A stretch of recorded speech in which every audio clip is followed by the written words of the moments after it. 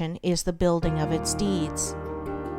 The process of building necessitates the alternate process of breaking down. Old forms that have served their purpose are broken up, and the material of which they are composed enters into new combinations.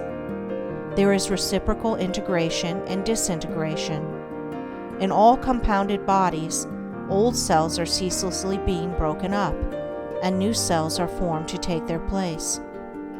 The works of man also require to be continually renewed until they have become old and useless, when they are torn down, in order that some better purpose may be served.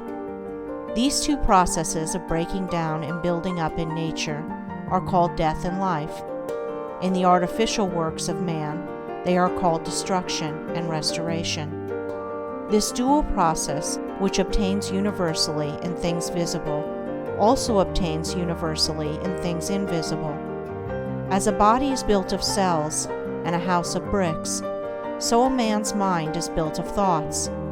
The various characters of men are none other than compounds of thoughts of varying combinations.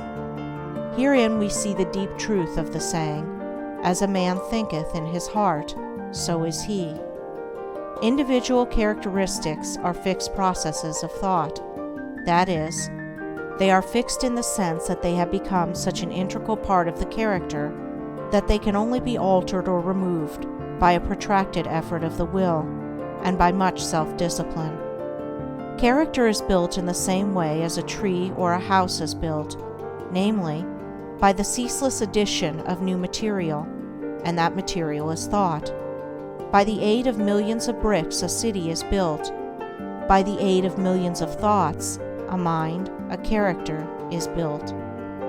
Every man is a mind builder, whether he recognizes it or not.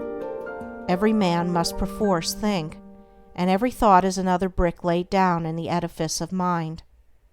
Such bricklaying is done loosely